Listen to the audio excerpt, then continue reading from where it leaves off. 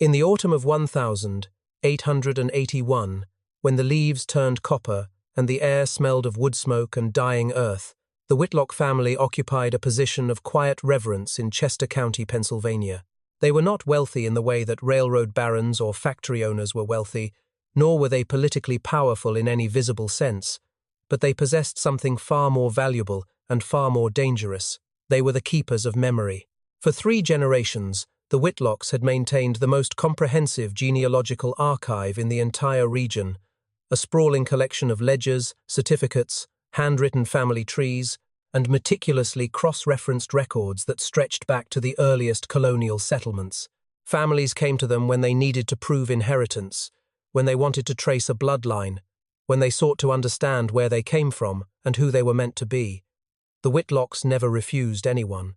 They welcomed every visitor with the same calm professionalism, the same reassuring smiles, the same promise that the past could be recovered, that history could be known, that no name would ever be forgotten.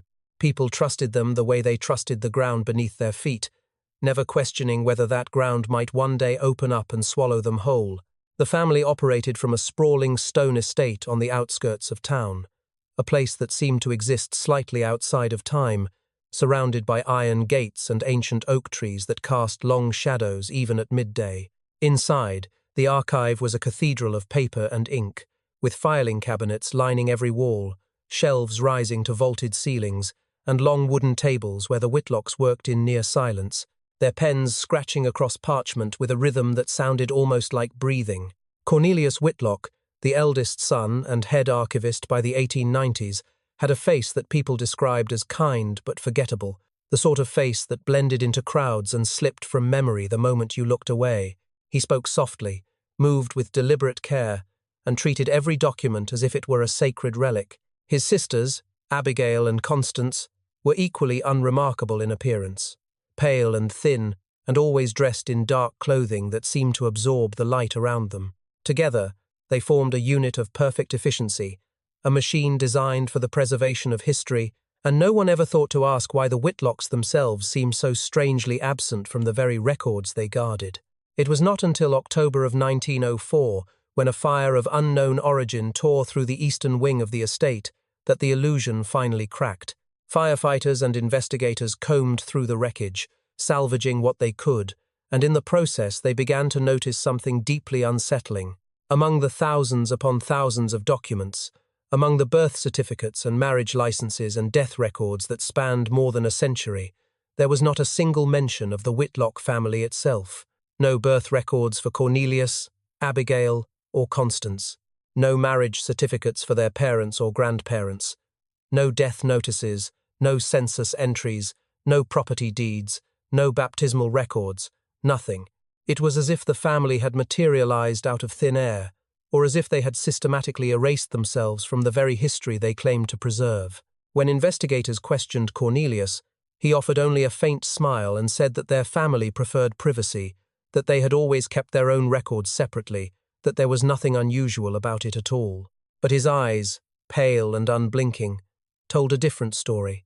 They were the eyes of someone who had spent a lifetime watching, recording, and waiting. Someone who understood that to control the past was to control everything, and that the greatest power of all was the power to decide who would be remembered and who would disappear without a trace. The fire had revealed a crack in the foundation, a glimpse into something far darker than anyone had imagined, and though the Whitlocks would continue their work for several more years, the people of Chester County began to whisper, began to wonder, began to ask questions that should have been asked long ago. But by then, it was already too late for the ones who had vanished. The Whitlock estate sprawled across 40 acres of dense Pennsylvania woodland, a dark expanse of oak and pine that seemed to swallow sound and light in equal measure. The property was enclosed by iron gates that stood 12 feet high, their bars twisted into patterns that resembled thorns or the bones of some long-dead creature, and beyond the gates, stone walls ran the perimeter like the fortifications of a medieval keep. The main house itself was built from grey limestone that had darkened over the decades, its windows narrow and deep-set, giving the impression of a building that was watching rather than being watched. Visitors who arrived by carriage would pass through those iron gates with a sense of crossing into another world, a place where time moved differently, where the air felt heavier and the silence more complete. Inside, the archive consumed every available space. Rows of filing cabinets stretched through dim hallways that seemed to go on forever, their metal surfaces gleaming dully in the lamplight. The cabinets were organized with obsessive precision, each drawer labeled in the same elegant handwriting, each document filed according to a system that only the Whitlocks fully understood. The smell of paper and ink hung thick in the air, mingling with something faintly metallic, something that visitors could never quite identify but that lingered in their nostrils long after they left. Families came from across the county and beyond, drawn by the Whitlocks' reputation for excellence. They came seeking proof of inheritance, documentation for legal disputes, the names of ancestors they had never known, and the Whitlocks always delivered. No matter how obscure the request, no matter how far back the lineage needed to be traced, Cornelius and his sisters would disappear into the depths of the archive and emerge hours later with exactly what was needed. The records were flawless, the handwriting pristine, the details so accurate that lawyers and judges accepted them without question. People marveled at the family's perfect memory, their uncanny ability to recall births and deaths that had occurred generations before they were born. It was as if the Whitlocks had absorbed the entire history of the region into their very beings, as if they carried the past inside them like a second heartbeat. Visitors would watch Cornelius work, his pale fingers moving across the pages with a precision that seemed almost mechanical, and they would feel a strange mixture of gratitude and unease, a sense that they were witnessing something that should not be possible. But there were whispers.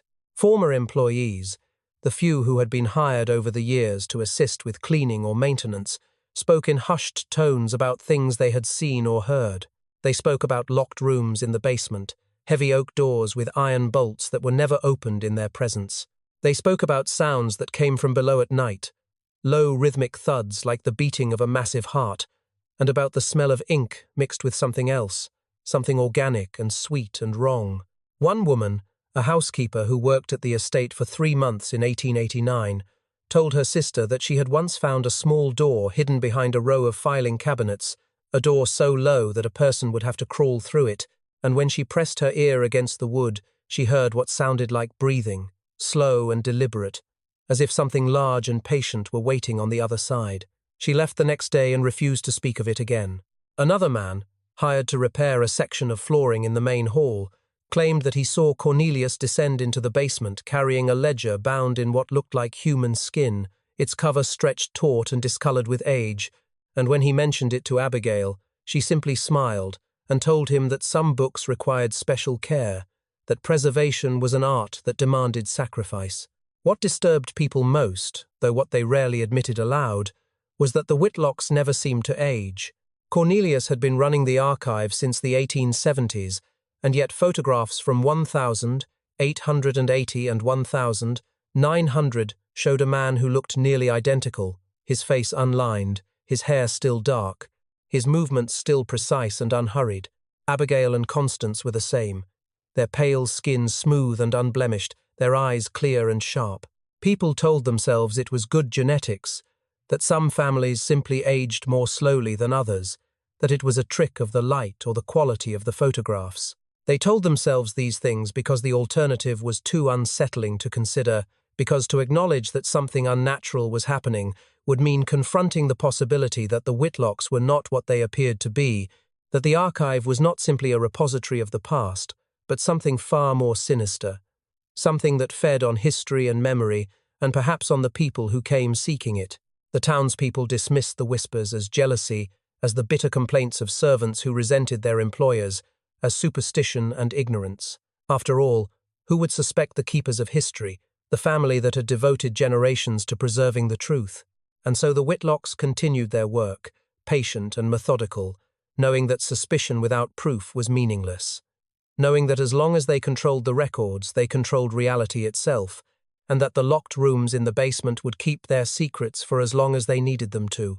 The private journals of Cornelius Whitlock were not discovered until 1947, more than 4 decades after his death, hidden inside a false panel in what remained of the estate's library. They were bound in dark leather that had cracked with age, the pages yellowed and brittle, covered in the same meticulous handwriting that had documented thousands of lives in the archive above. But these pages told a different story, one that revealed the true purpose behind the Whitlock family's obsessive record-keeping, a purpose so chilling that the historians who first read them debated whether to make them public at all. On the opening page, written in ink that had faded to a rust-brown color, Cornelius had inscribed what he called the doctrine of erasure, a philosophical framework that formed the foundation of everything the family had done for generations. He wrote that humanity's greatest illusion was the belief that existence was self-evident, that a person's life had meaning simply because they drew breath and occupied space. In truth, he argued, existence was nothing more than memory and record, the accumulated evidence that someone had lived. Remove the evidence, erase the memory, and the person ceased to exist in any meaningful way. They became less than ghosts, less than shadows. They became nothing at all. To control the past, Cornelius wrote, was to control existence itself, and those who mastered this control became something greater than human, something closer to gods. The doctrine was not merely theoretical. Cornelius described in careful detail how the family put these beliefs into practice, how they had refined their methods over decades until the process became almost routine. The first step was selection. The Whitlocks did not choose their victims randomly. They looked for individuals whose lives were what Cornelius called historically insignificant, people who existed on the margins of society, who had few connections, and even fewer people who would notice if they disappeared. Drifters passing through town, widows with no children, immigrants who spoke little English and kept to themselves, men who drank too much and had burned through all their relationships, women who worked as seamstresses or laundresses, invisible in their labor, forgotten the moment they left a room. These were the ones the Whitlocks watched, studied, and evaluated. Cornelius would follow them for weeks sometimes, learning their routines, observing who they spoke to and who they avoided, determining whether their absence would create enough disruption to draw attention. Only when he was certain that the person could vanish without consequence would he make his approach. The approach was always the same, always gentle and reassuring. The Whitlocks would send a letter, written on expensive paper with their official seal, inviting the person to the estate for genealogical research. The letter would explain that the archive had uncovered records related to their family, documents that might prove valuable for inheritance claims or simply for personal knowledge. Most people were intrigued, even excited. The idea that someone cared enough to track down their history, that their family might have roots deeper than they knew, was flattering and compelling. They would arrive at the estate at the appointed time, passing through those iron gates with a sense of anticipation, never noticing how the gates closed behind them with a finality that sounded like the sealing of a tomb. Cornelius would greet them in the main hall, his manner warm and professional, and guide them into the archive where shelves of records stretched into shadow. He would offer them tea, which they always accepted, and as they drank he would begin to ask questions about their life, their family, their plans for the future. The tea was laced with a sedative derived from herbs the Whitlocks grew in their own gardens, a mixture that left the victim conscious but unable to resist, their limbs heavy and unresponsive, their mind floating in a haze of confusion and creeping terror. What happened next was described in Cornelius's journals with a clinical detachment that made the horror even more profound. The victim would be carried down to the basement, to rooms that existed in the architectural plans of the estate but were never mentioned to outsiders. There, the work of erasure would begin. But it was not simply murder. The Whitlocks believed that to truly erase someone, you had to dismantle not just their body but every trace of their existence in the world. Cornelius would spend hours, sometimes days, with each victim, forcing them to recount every detail of their life while he took notes. He wanted to know everyone they had ever known, every place they had ever lived, every document that bore their name. And then, methodically, he would begin the process of removal. Letters would be sent to landlords explaining that the person had moved west to seek new opportunities. Employers would receive notices of resignation. Any personal belongings left behind would be collected and burned. Birth certificates, if they existed, would be located and destroyed or altered. Census records would be amended. Church registries would be modified with careful forgery.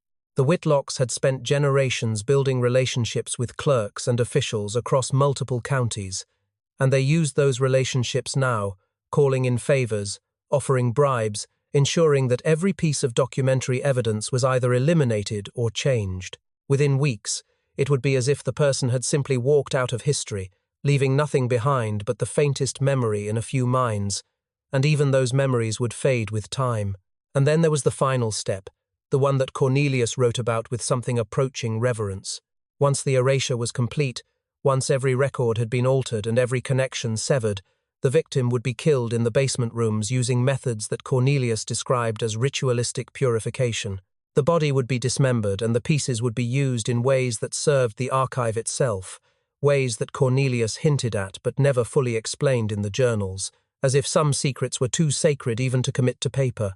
He wrote that by transforming the erased into material components of the archive, the Whitlocks were completing the cycle, ensuring that these historically insignificant lives would finally serve a greater purpose.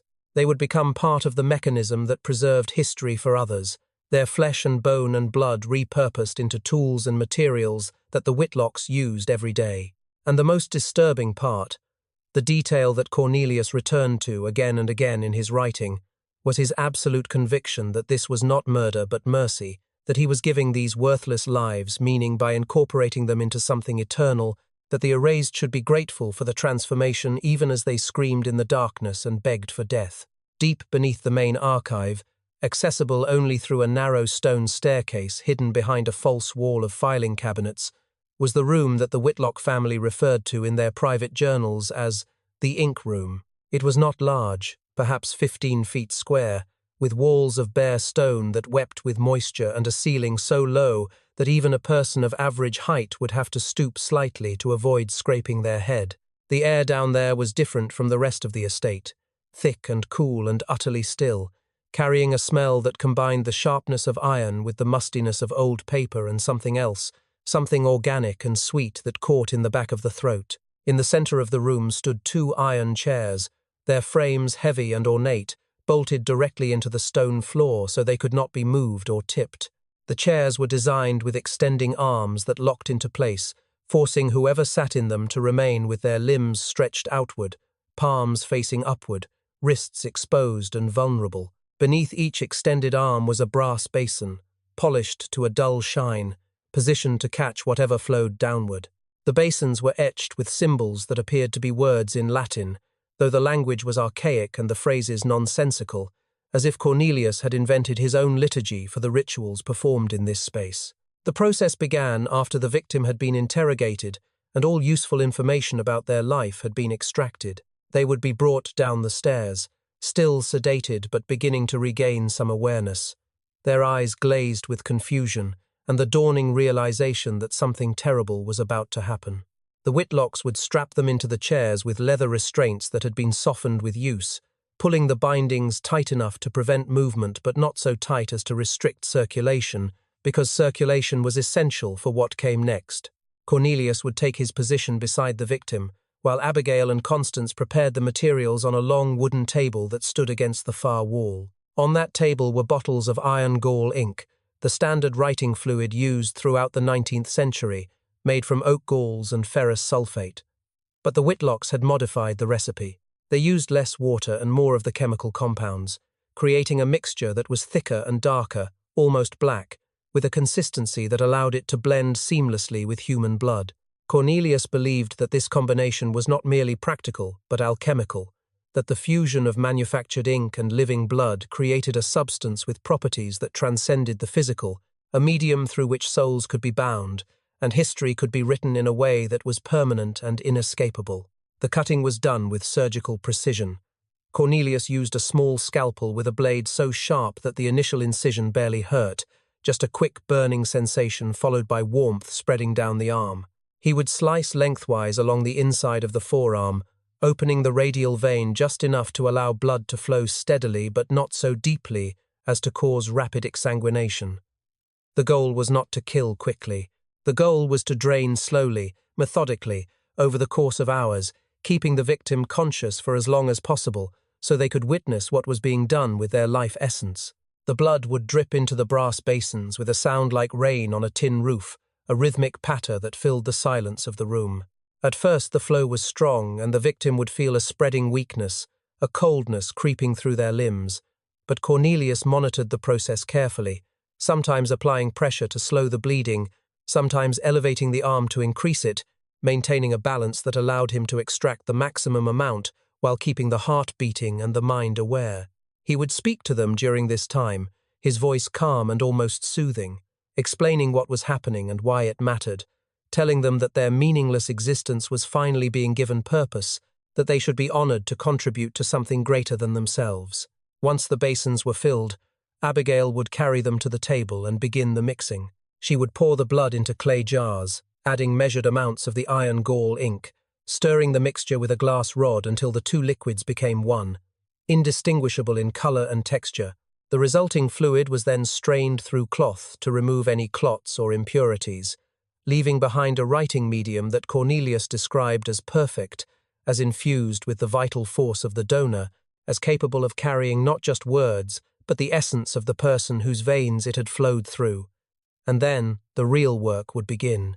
Cornelius would take the blood ink and return to the main archive, where he would use it to write falsified records, obituaries for people who had not died, birth certificates for children who had never been born, marriage licenses that documented unions that never occurred. He would forge property deeds and court documents, genealogical charts and census entries, all written in the blood of the person whose existence he was erasing. He believed, with a conviction that bordered on religious fervor, that by writing these lies in the victim's own blood, he was embedding their soul into the archive itself, trapping them in a prison of ink and parchment where they would remain forever, unable to move on, unable to rest, forced to participate eternally in the deception that had consumed their life. The victims, still strapped in the chairs as their blood was drained and mixed and carried away, would watch all of this with eyes that grew dimmer by the hour.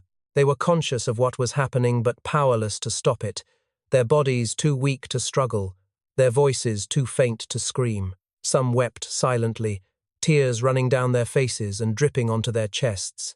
Others stared at the ceiling with expressions of blank horror, their minds retreating into shock as a defense against the unbearable reality of their situation.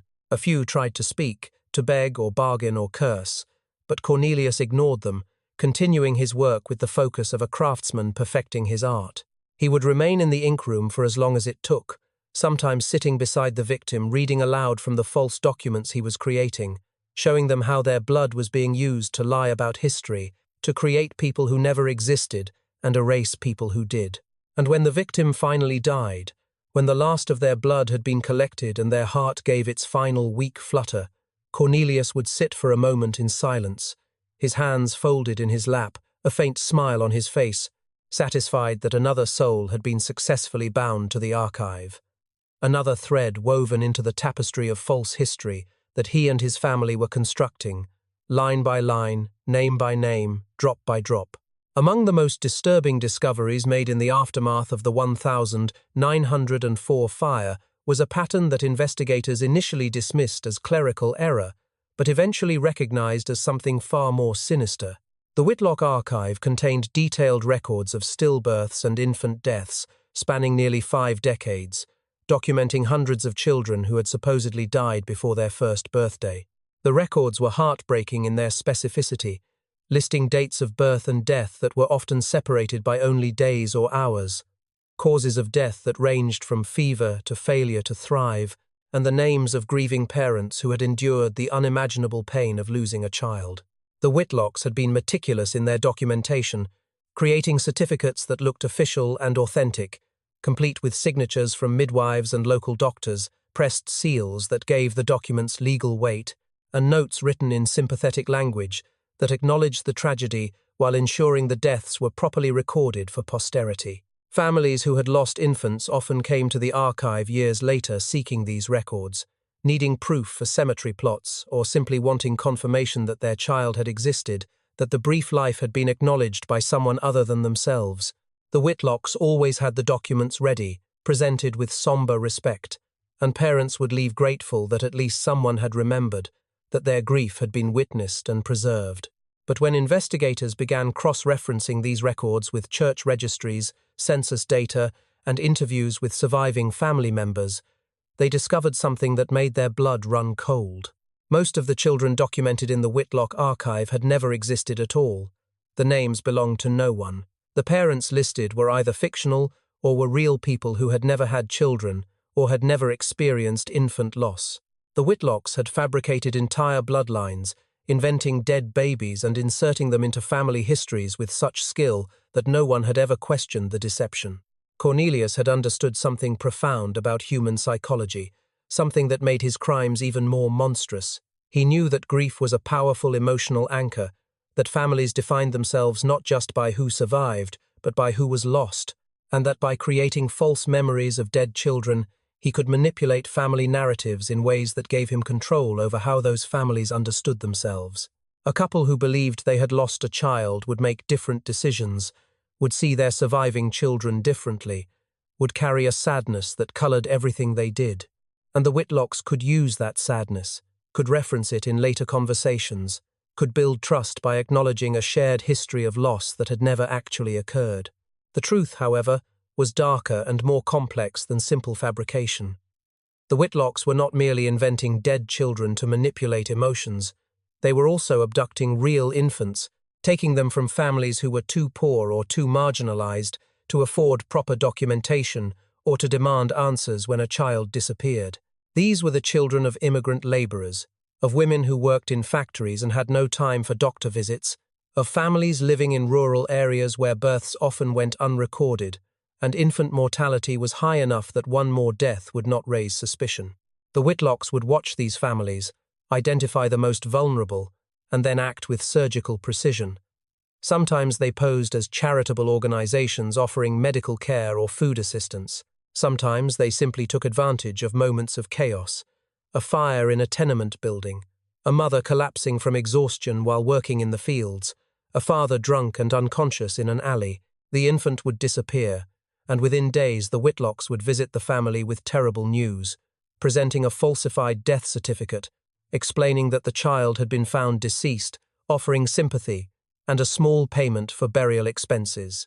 The families, already drowning in poverty and grief, rarely questioned the story. They accepted the certificate, buried an empty coffin or no coffin at all, and tried to move forward with their shattered lives.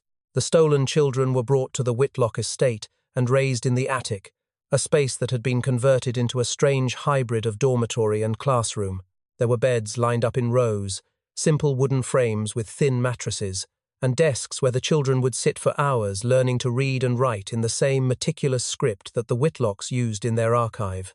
The children were told they were orphans, that their parents had died or abandoned them, that the Whitlock family had taken them in out of Christian charity and expected gratitude and obedience in return.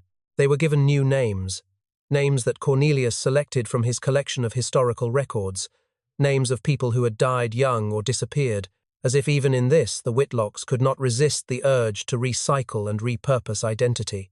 The children were not mistreated in the conventional sense. They were fed adequately, clothed simply, and educated thoroughly.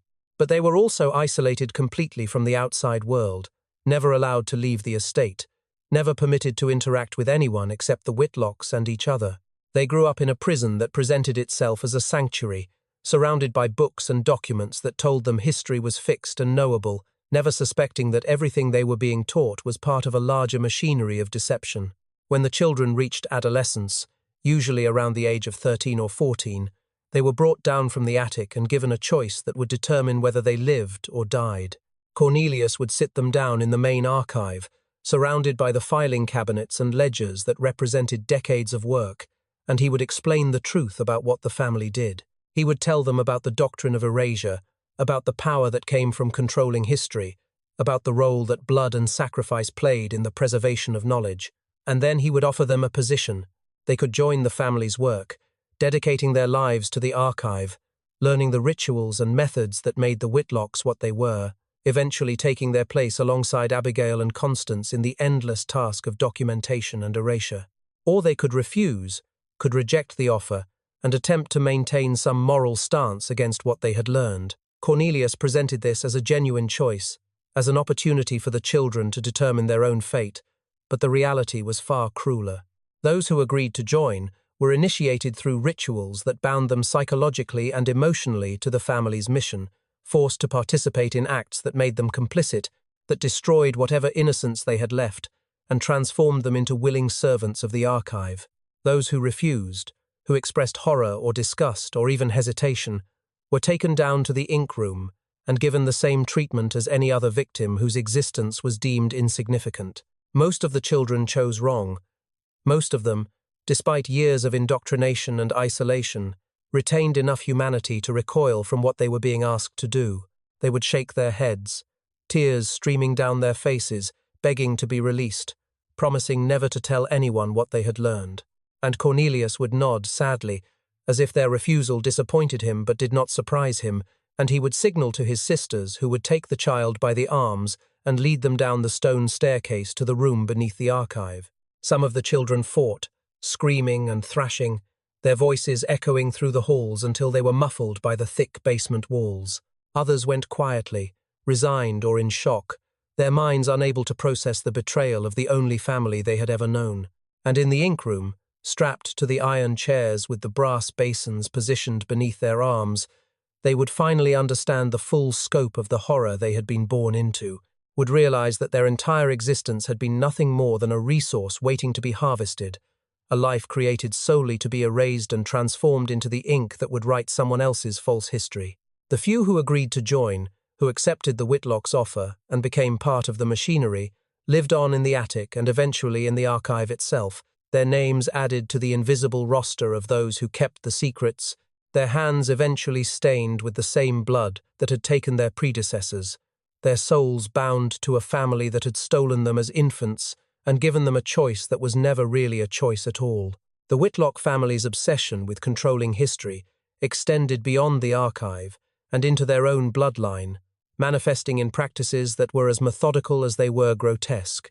Cornelius believed that just as the family had a duty to preserve and manipulate the historical record, they also had a responsibility to maintain what he called the purity of their lineage, ensuring that future generations would possess the same gifts of memory, precision, and moral clarity that had defined the Whitlocks for over a century. But this was not simply about arranged marriages or careful selection of suitable partners from among the local gentry.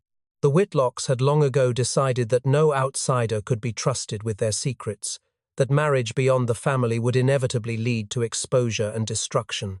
The daughters of the family, Abigail and Constance in the generation that operated the archive during the 1890s, and others before them stretching back to the founding of the estate, were never allowed to marry outside the bloodline. They were not permitted to attend social functions where they might meet eligible men, were not allowed to receive callers or entertain suitors, were kept as isolated as the children in the attic, their entire existence devoted to the work of the archive and the continuation of the family line under conditions that the Whitlocks controlled absolutely.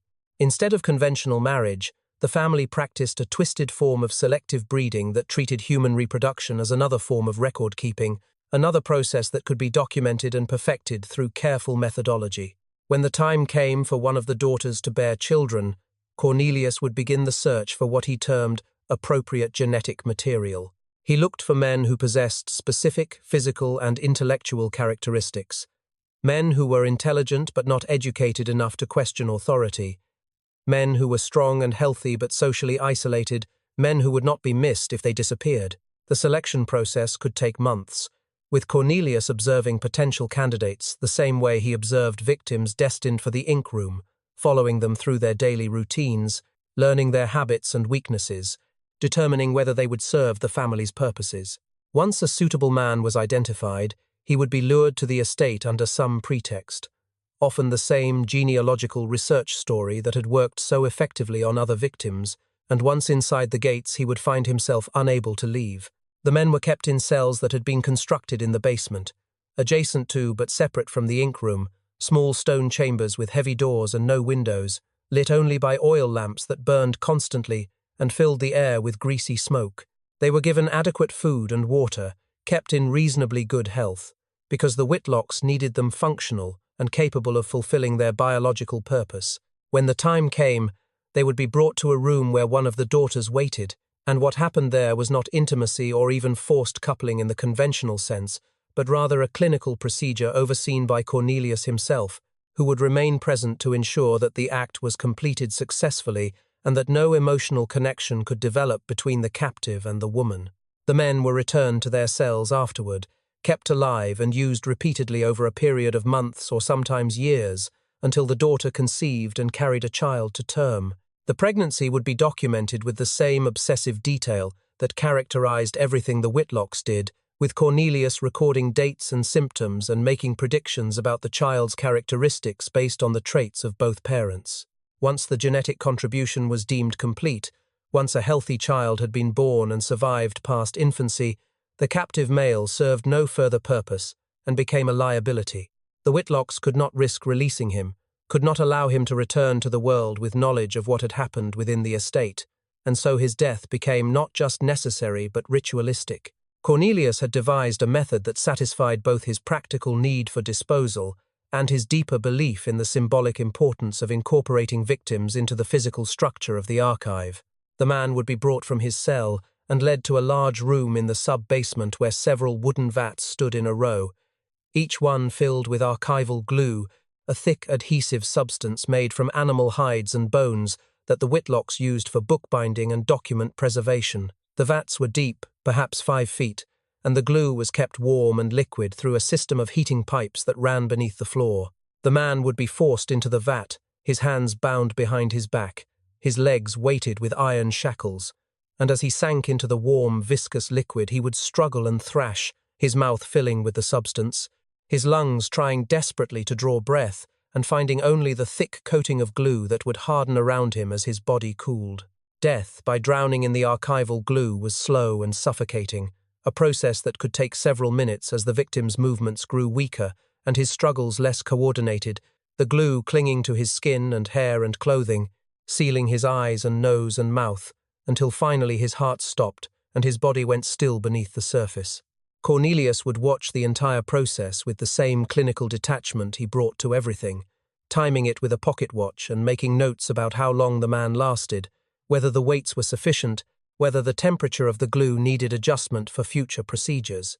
Once the body had been submerged for several hours and the glue had begun to cool and solidify, it would be removed from the vat using a system of pulleys and chains, the corpse now encased in a hard shell of adhesive that preserved it perfectly, preventing decay and sealing in whatever remained of the man's identity. These preserved bodies were then built into the walls of the estate during renovations or expansions, placed within the stone and plaster, as if they were architectural elements, hidden supports that no one would ever see but that Cornelius believed gave the building itself a kind of power, a connection to the lives that had been consumed in service of the family's mission. By 1902, when the estate was at the height of its operation, more than 30 male skeletons were entombed within the structure, their glue-covered forms sealed behind walls and beneath floors, distributed throughout the building in locations that only Cornelius knew. Some were in the foundations, their bodies laid horizontally like beams. Others were standing upright within false walls, their preserved forms positioned as if they were still alive and watching.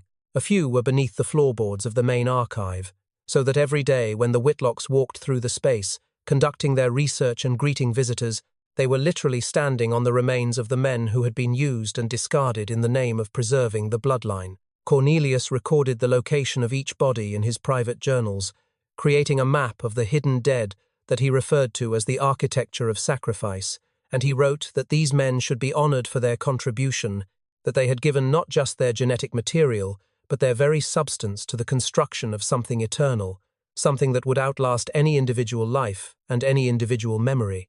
The children born from these forced unions, raised to believe they were simply the next generation of Whitlocks, grew up in a house built from the bodies of their fathers, never knowing that the walls around them contained the men who had given them life and then been murdered for it, never understanding that they were the product of a breeding program designed to create perfect archivists who would continue the work of erasure and control for generations to come.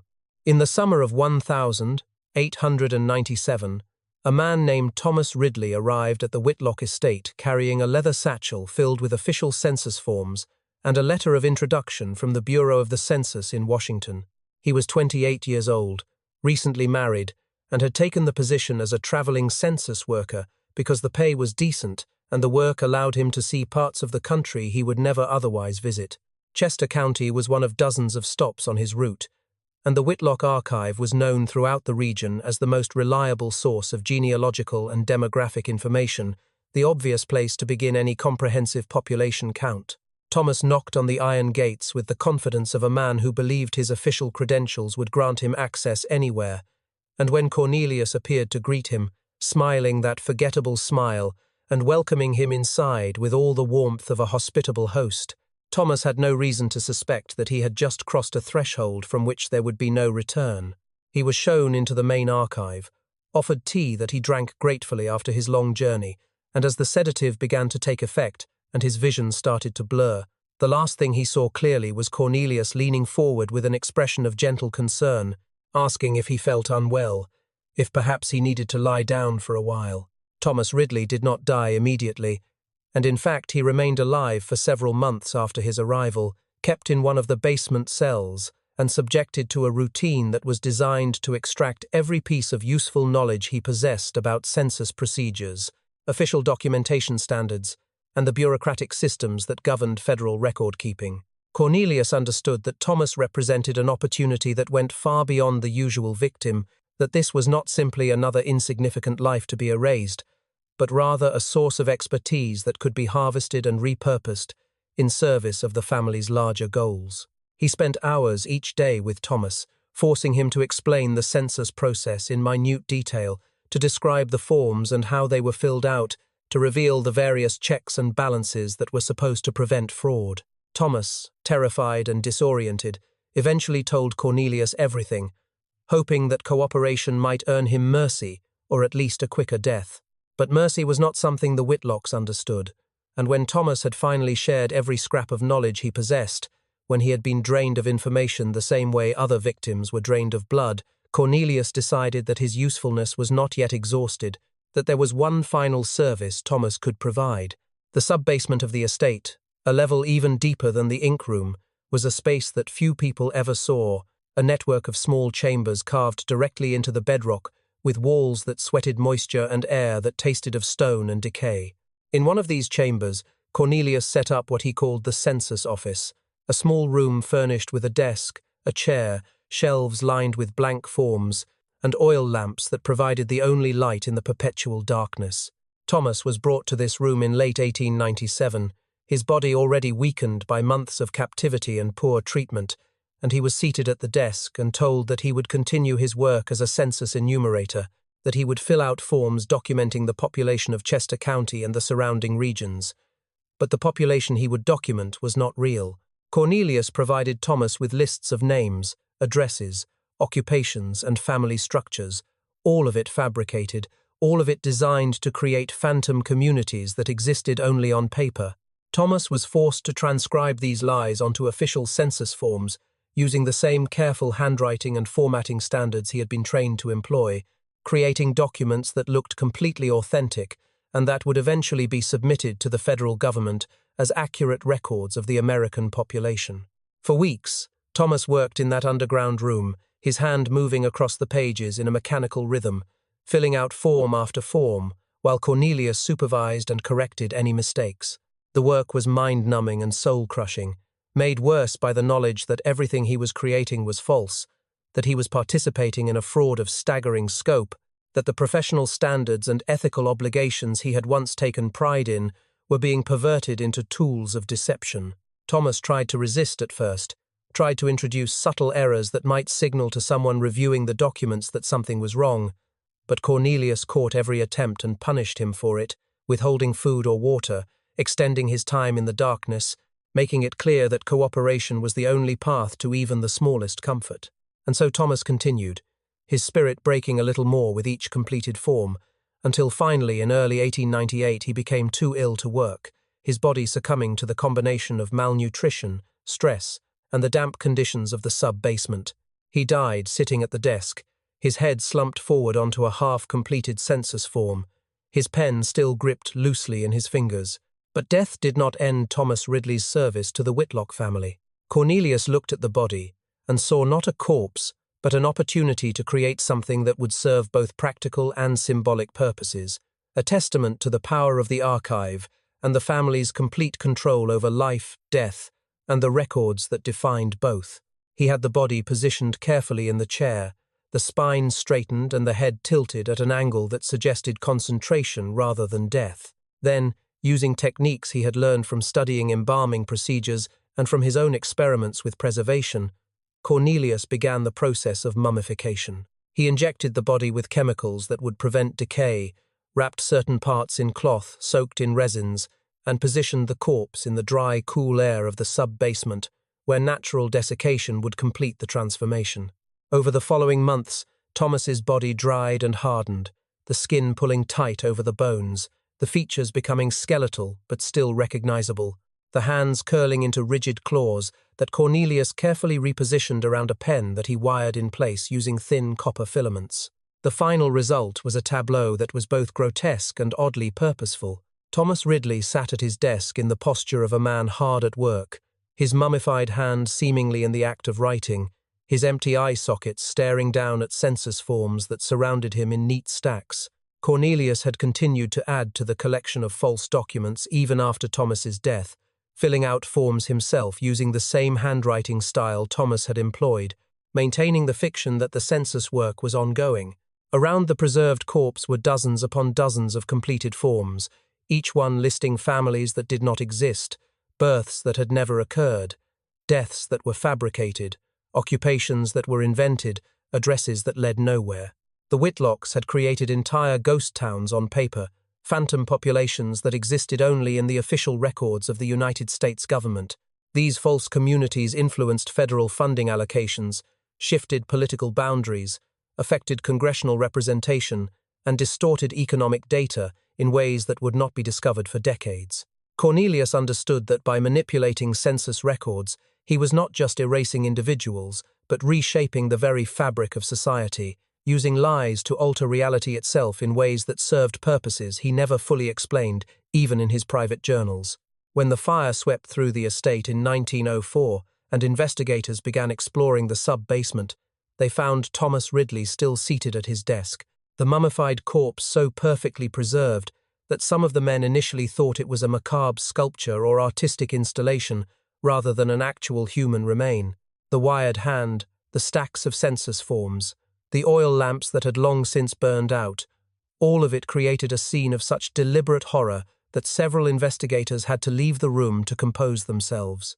The discovery of Thomas's body and the false census documents triggered a federal investigation that revealed the scope of the Whitlocks' manipulation of government records, exposing phantom populations that had influenced policy decisions for years. But even as officials worked to identify and remove the fraudulent data, they knew that some of it would remain embedded in the historical record forever, that the Whitlocks' lies had become so thoroughly integrated into official documentation that complete correction was impossible. Thomas Ridley had become exactly what Cornelius intended, a living dead worker who continued to serve the archive even in death, a symbol of the family's belief that work and service transcended mortality, and a warning about the power that comes from controlling not just history, but the mechanisms by which history is recorded and preserved. On the night of the 14th of October 1904, the Whitlock estate burned in a way that defied everything the people of Chester County understood about fire.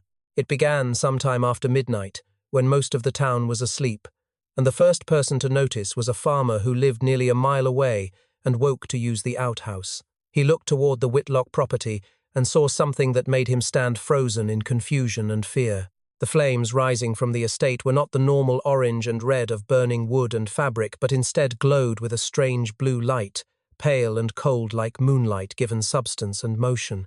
The fire moved across the building's surface without the usual roar and crackle, spreading in near silence, just a faint hissing sound like steam escaping from a kettle, and though the flames consumed the eastern wing with terrifying speed, the farmer could feel no heat even from a mile away, no warm updraft or smell of smoke carried on the wind.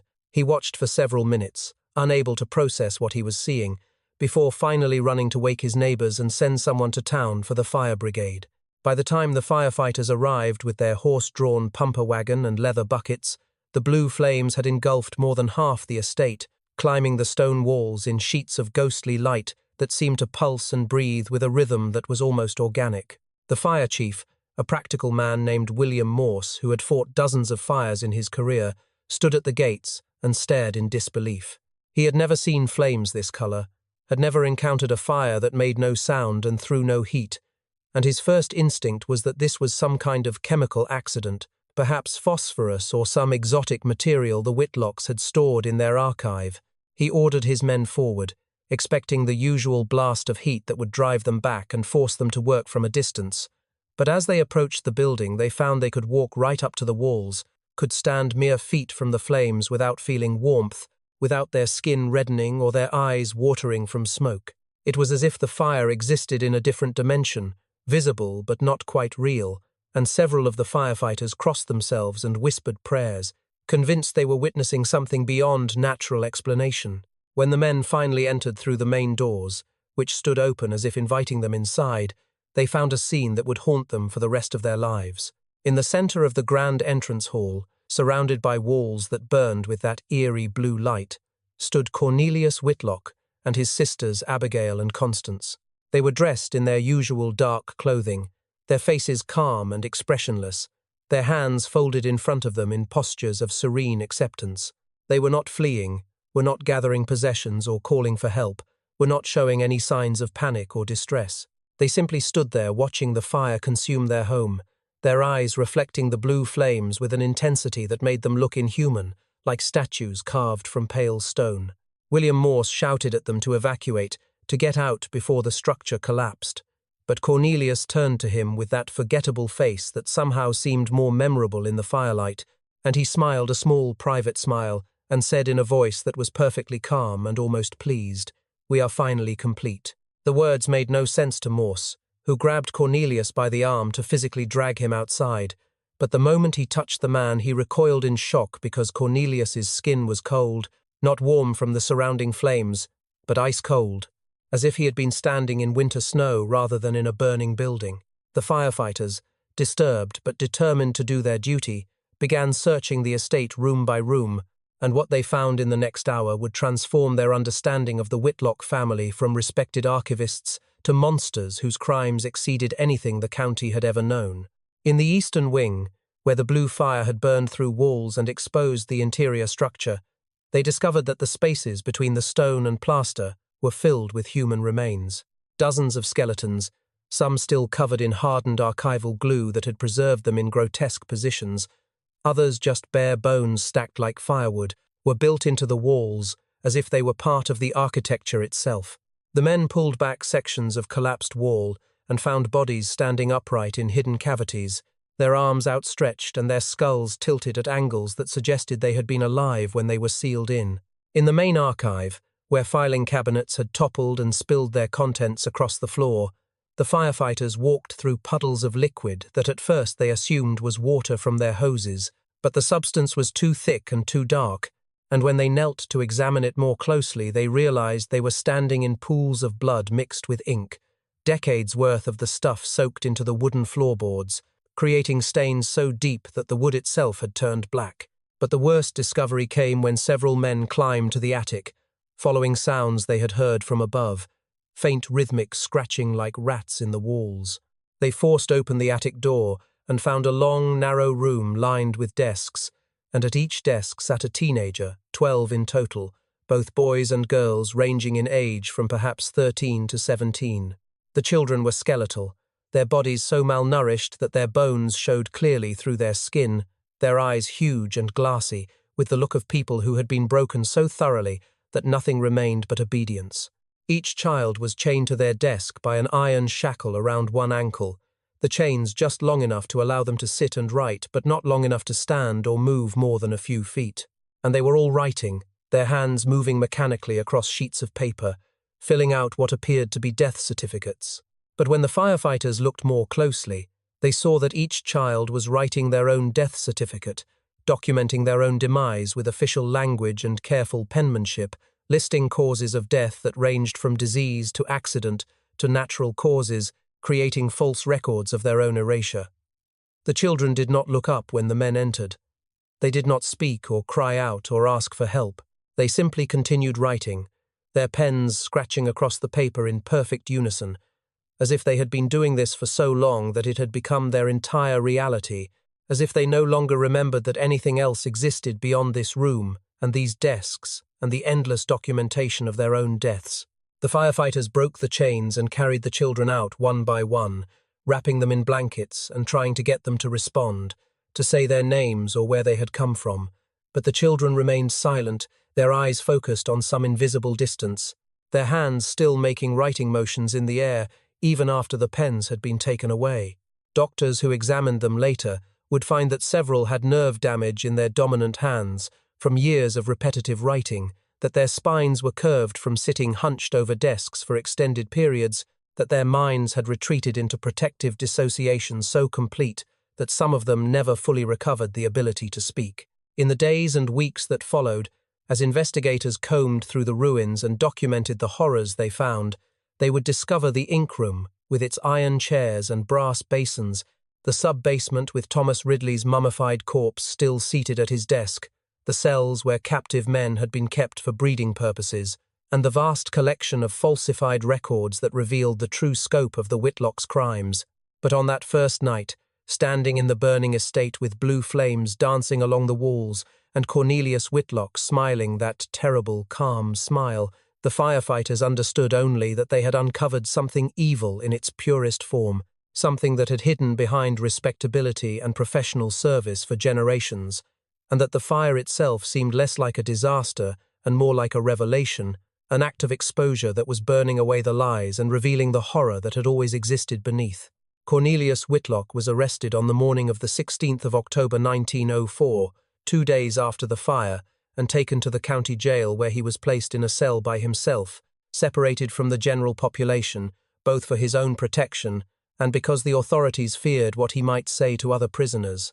The charges against him were staggering in their scope and horror: multiple counts of murder, kidnapping, fraud, forgery, and desecration of human remains, with prosecutors promising that additional charges would follow as the investigation continued. The people of Chester County wanted a public trial, wanted to see Cornelius stand before a judge and jury and answer for what he had done, wanted to hear him explain in his own words why he had committed such unspeakable acts. But from the moment he was placed in that cell, Cornelius Whitlock never spoke another word aloud. When the sheriff questioned him, he remained silent, his pale eyes fixed on some point beyond the wall, his expression calm and almost meditative. When his court-appointed attorney visited to discuss his defense, Cornelius acknowledged the man's presence with a slight nod but offered no statement, no explanation, no plea for mercy or protestation of innocence.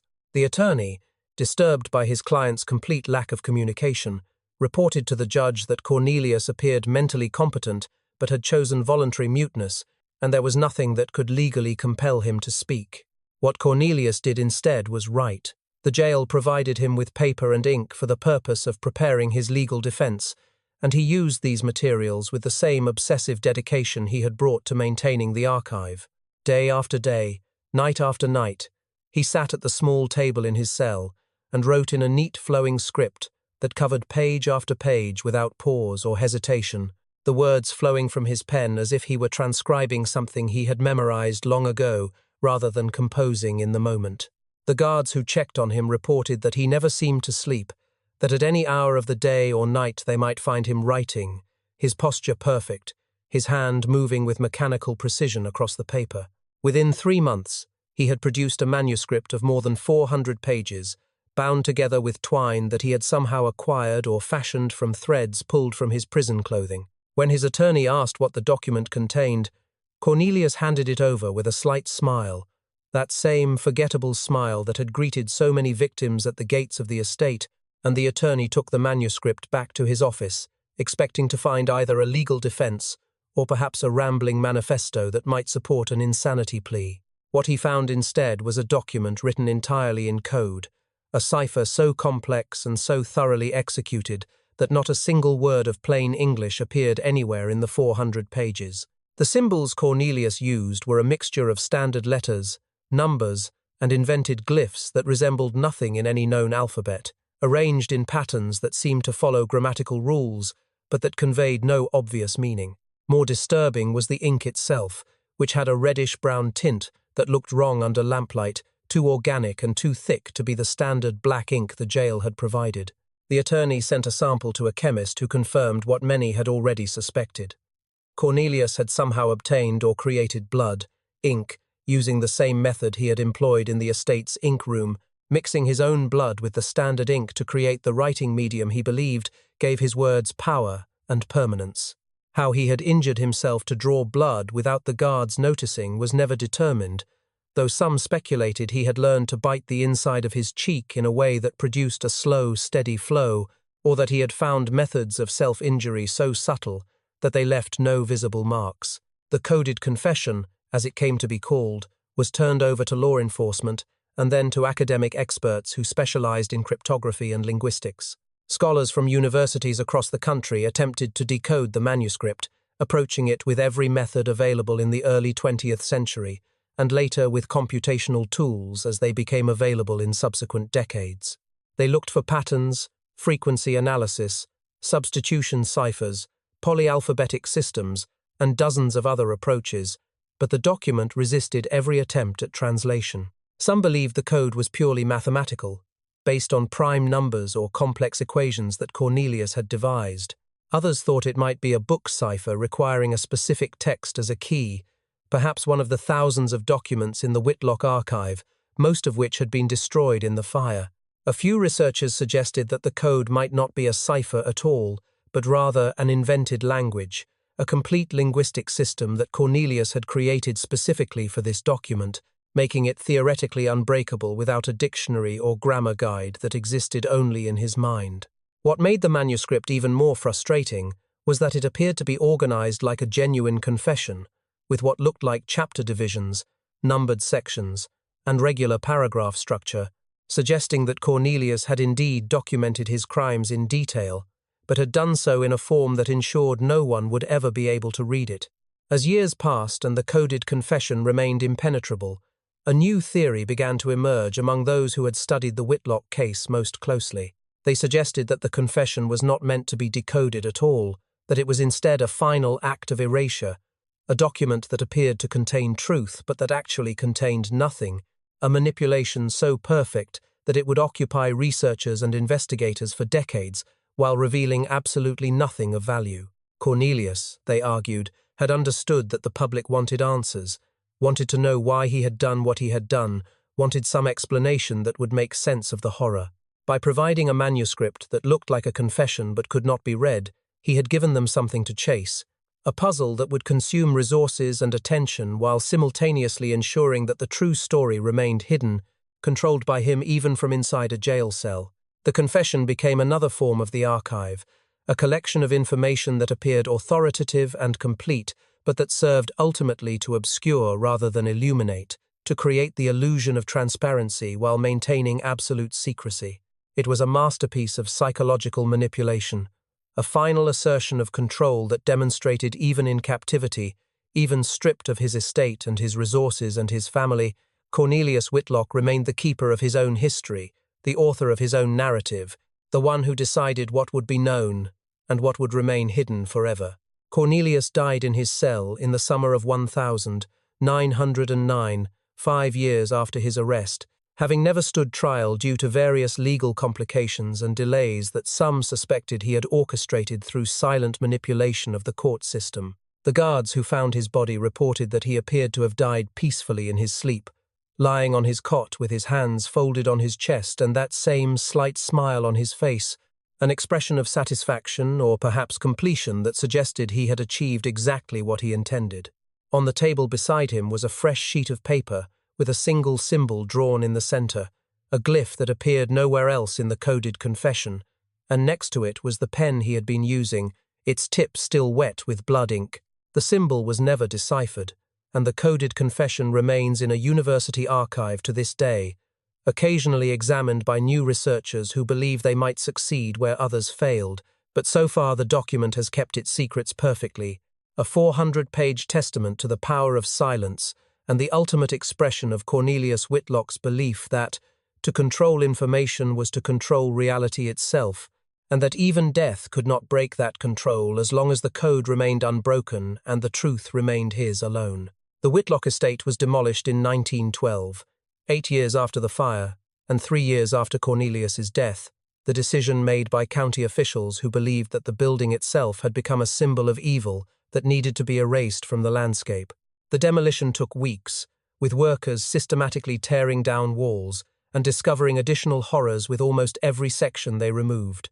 More bodies were found sealed within the structure, some preserved in archival glue as Cornelius had described in his journals, others simply skeletal remains that had been walled up and forgotten. The workers reported feeling watched as they worked, hearing sounds from empty rooms, finding tools moved overnight to locations where no one had placed them. Several refused to continue and had to be replaced, claiming the building itself resisted destruction, that walls that should have crumbled easily instead stood firm, that stones fell in patterns that seemed deliberate rather than random. By the time the last wall came down and the foundation was broken apart, the site had acquired a reputation that would linger for decades, a patch of ground where nothing grew quite right, and where people walking past reported feeling cold even on warm summer days. But while the physical structure was destroyed, the archive itself proved far more difficult to eliminate. The documents that had survived the fire, thousands upon thousands of pages of records spanning more than a century, were deemed too valuable to simply burn or discard.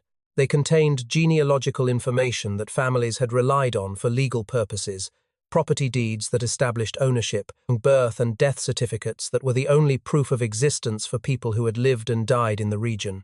County officials made the decision to absorb the Whitlock archive into the official records system, integrating the documents into courthouse files and municipal archives where they would remain accessible to the public.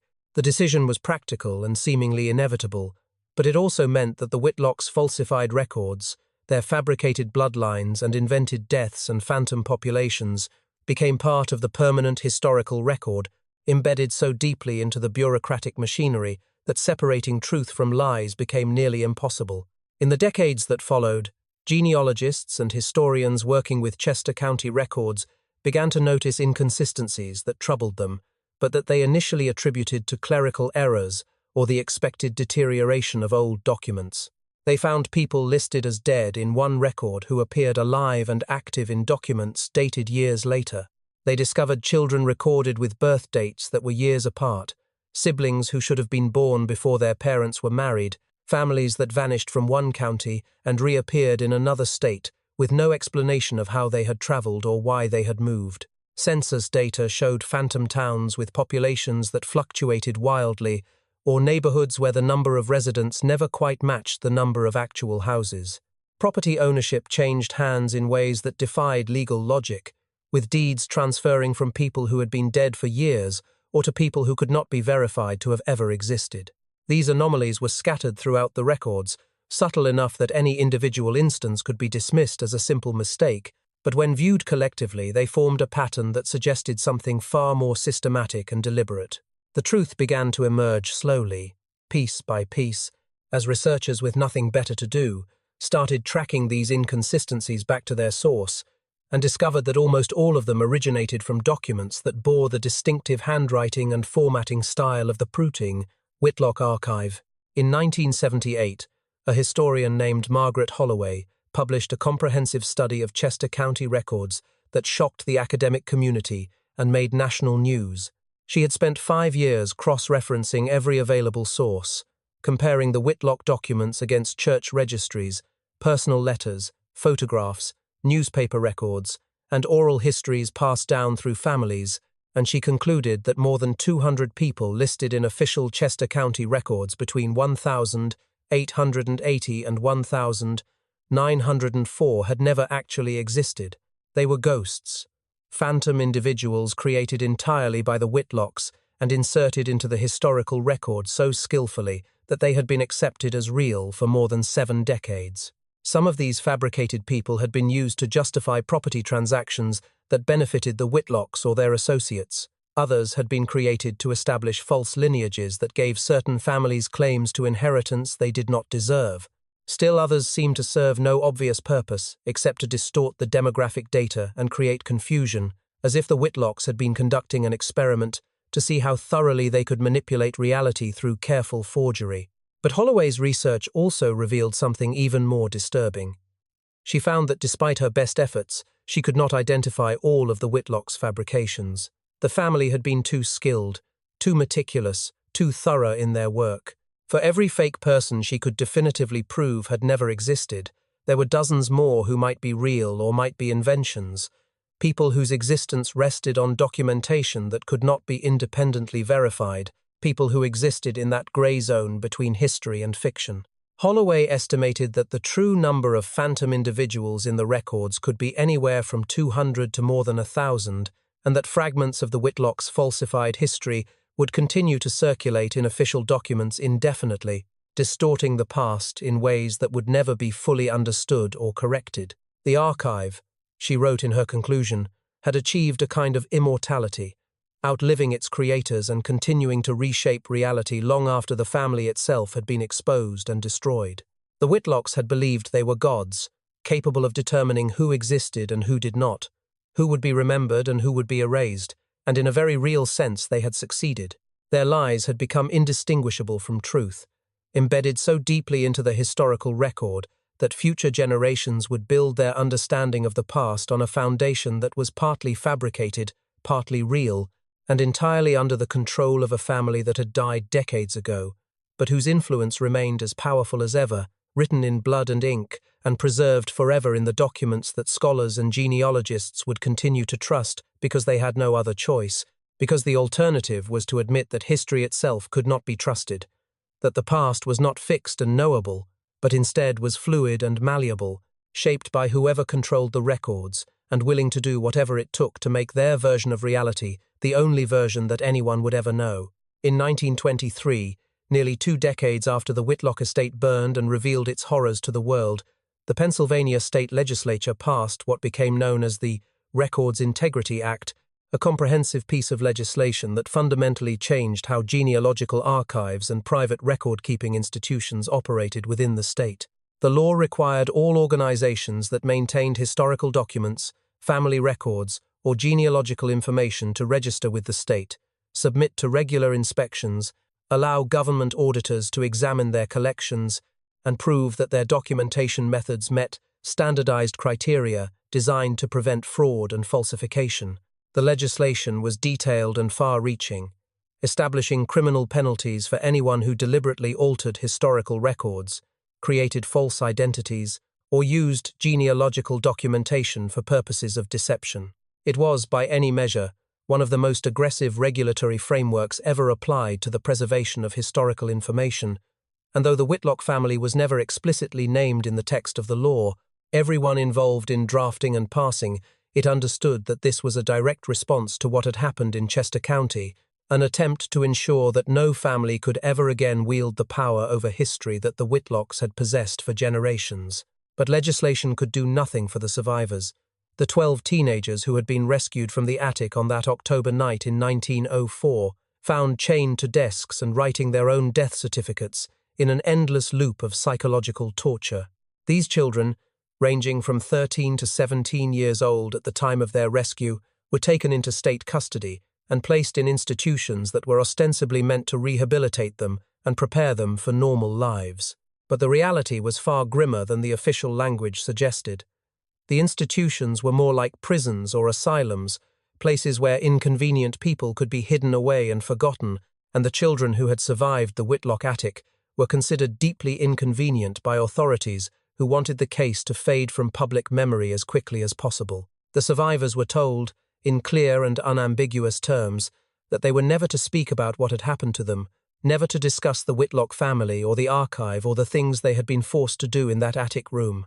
They were given new names, new identities constructed by the same bureaucratic system that the Whitlocks had manipulated, and they were scattered across different facilities throughout the state so that they could not communicate with each other or reinforce their shared memories. The psychological damage these children had sustained was profound and, in most cases, irreparable.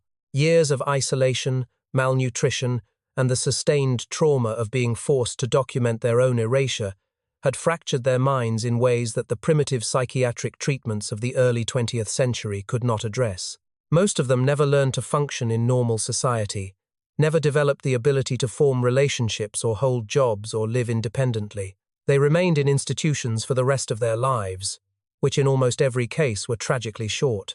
Medical records from the facilities where they were housed show a pattern of early deaths, with most of the survivors dying before reaching the age of 40, from causes that ranged from suicide to infections to unexplained physical deterioration that doctors attributed to the long-term effects of severe childhood trauma.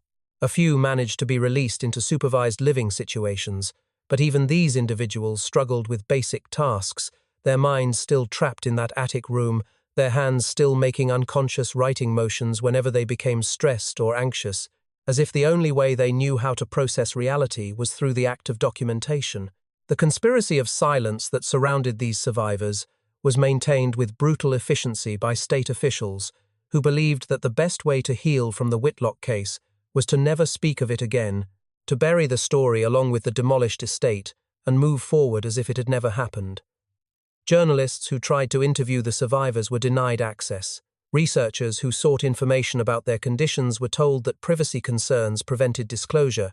Even family members who came forward claiming to recognize one of the rescued children from descriptions in newspaper accounts were turned away and told that no such children existed in state custody. The survivors became ghosts in their own right, erased not through blood ink and falsified records but through institutional indifference and the deliberate suppression of uncomfortable truths.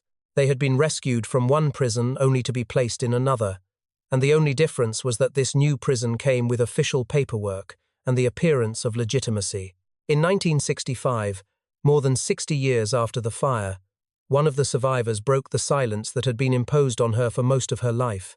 Her name was Clara, or at least that was the name she had been given after her rescue, though she wrote in her letter that she could no longer remember what she had been called before the Whitlocks took her, that her original identity had been so thoroughly erased that it existed now only as a void, a blank space where a person should have been. Clara was living in a state-run care facility in western Pennsylvania, suffering from various health problems that were slowly killing her, and she had reached a point where the fear of punishment for speaking seemed less important than the need to tell someone, anyone, what had been done to her.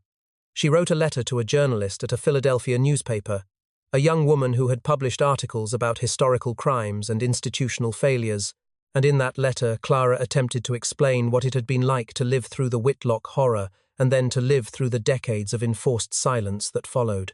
The letter was heartbreaking in its simplicity and devastating in its implications. Clara wrote about the attic room and the desks and the chains, about how the Whitlocks had forced her and the other children to write their own death certificates over and over, teaching them that their lives had no meaning except as raw material for the archive's deceptions.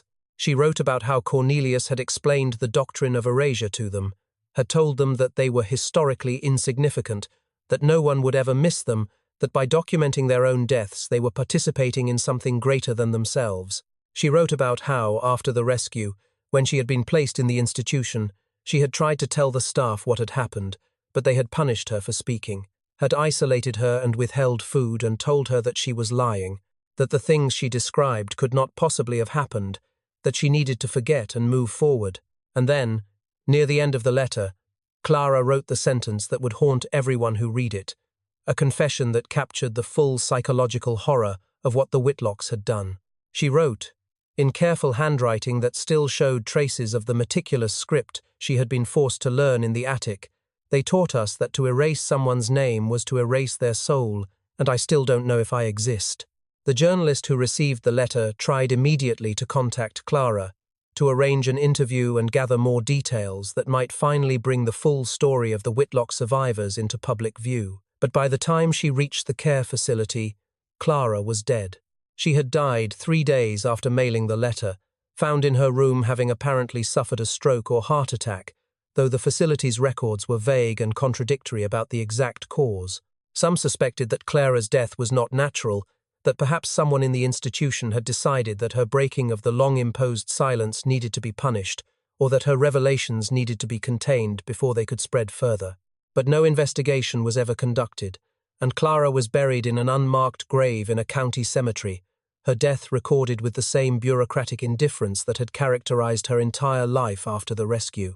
The letter she had written was published in truncated form, with many details removed by editors who feared libel suits or who simply did not believe that the events described could be accurate, and the story generated brief interest before fading once again from public consciousness. Clara had managed, in her final act, to speak the truth that had been denied to her for 60 years. But even that truth was filtered and diminished by the systems that had silenced her in the first place, ensuring that the legacy of the Whitlock family remained one of silence and erasure, of voices crying out from darkness and being absorbed into that darkness without ever quite being heard. The Whitlock story, for all its specific horrors and particular atrocities, forces us to confront a truth that extends far beyond a single family in Pennsylvania or a single archive that burned more than a century ago. It asks us to consider how much of what we call history is actually just the carefully curated version of events that someone decided we should know, written and preserved by people whose motives we never think to question because they present themselves as neutral keepers of information rather than active shapers of reality. We trust archives and libraries and record-keeping institutions because we have to, because without them we have no connection to the past, no way of knowing who we are or where we came from. We assume that the people who maintain these records are working in service of truth, that their job is to preserve rather than to manipulate, to document rather than to deceive. But the Whitlocks were trusted too, for generations, and that trust was the foundation that allowed them to commit crimes of staggering scope while being celebrated as pillars of their community. They understood something fundamental about human psychology, something that remains true today. That respectability is the most effective disguise evil can wear, that people will believe almost anything if it comes from a source that appears authoritative and legitimate, and that the power to control records is ultimately the power to control reality itself. How many names have been erased from history, not through the dramatic violence of war or genocide, not through fire or flood or natural disaster, but simply through the quiet, deliberate stroke of a pen crossing out a line in a ledger, or the removal of a file from a cabinet, or the decision not to record something that should have been documented. We will never know the true number because the very act of erasure makes the victims invisible, removes them from the historical record so completely that we cannot even count what is missing. The Whitlocks erased hundreds of people, maybe thousands, and we only discovered their crimes because of an accidental fire that revealed what was hidden. How many other archives exist where no such revelation has occurred, where falsified records remain trusted and unquestioned, where the machinery of deception continues to operate smoothly beneath a surface of professional competence and institutional authority? The uncomfortable answer is that we cannot know, that the nature of successful deception is that it remains undetected, and that for every Whitlock family exposed there may be dozens more whose work continues in silence, shaping our understanding of the past in ways we will never recognize. Evil, we like to believe, announces itself clearly. We want to think that monsters look like monsters, that they reveal themselves through obvious violence or dramatic cruelty, that they operate in ways that make them easy to identify and condemn. But the most effective evil is the kind that hides behind normalcy, that presents itself as helpful and necessary, that wraps itself in the trappings of respectability and professional duty. The Whitlocks were not wild-eyed fanatics or raging madmen. They were quiet, methodical, patient people who did their work with care and precision, who smiled at their neighbors and attended church and maintained all the appearances of civilized life. They understood that the best way to commit atrocities was to make those atrocities look like bureaucracy, to transform murder into record-keeping, to make erasure seem like nothing more than administrative correction. They knew that people trust systems more than they trust individuals, that official documentation carries weight that personal testimony cannot match, and that if you control the records you can make anything true or make anything disappear. This insight allowed them to operate for decades without suspicion, to kill and torture and manipulate while being regarded as essential community servants, and that should terrify us, because it suggests that institutional authority and professional respectability are not safeguards against evil, but are instead the perfect camouflage for it. The Whitlocks knew that the most effective way to kill someone was not to destroy their body, but to destroy the evidence that they had ever lived. A corpse can be discovered, can be investigated, can generate questions and demands for justice. But a person who exists only in records is far more vulnerable, because if those records are altered or destroyed, the person ceases to exist in any verifiable way. They become a ghost story, a vague memory that cannot be proven, a name that might have been real or might have been invented. The people the Whitlocks erased are still erased today, more than a century later, because we have no way to recover what was taken from them. We know that fabricated individuals exist in the historical record, but we cannot definitively identify who they are. We know that real people were removed from documentation, but we cannot reconstruct their lives or restore their names. The Whitlocks achieved a kind of perfect crime, one that continues to distort reality long after the criminals themselves are dead, and one that demonstrates the terrifying fragility of human existence when it depends entirely on documentation that can be manipulated by those in positions of trust. And now, in our current age, we live in a world that relies on digital records even more completely than the 19th century relied on paper documents. Our identities exist in databases, our histories are stored on servers, our very existence is verified through electronic records that most of us never see and have no ability to audit or control. We trust that these systems work correctly, that the people who maintain them are honest, that the algorithms and protocols that govern digital record-keeping are designed to preserve truth rather than to enable deception. But what happens when that trust is misplaced? What happens when someone with access to these systems decides that certain people do not deserve to be remembered, that certain histories need to be revised, that certain truths are inconvenient and should be quietly erased? The technology has changed, but the fundamental dynamic remains the same. A small number of people control the records that define reality for everyone else, and we have no choice but to trust them, because the alternative is to live without any connection to the past or any proof of our own existence. The question that haunts us, the question that the Whitlock story forces us to confront whether we want to or not, is simple and devastating. Who controls your story, and what happens when those keepers decide you do not deserve to be remembered? We like to believe that we are the authors of our own lives, that our existence is self-evident and cannot be denied, that we matter simply because we are here and we breathe and we occupy space in the world.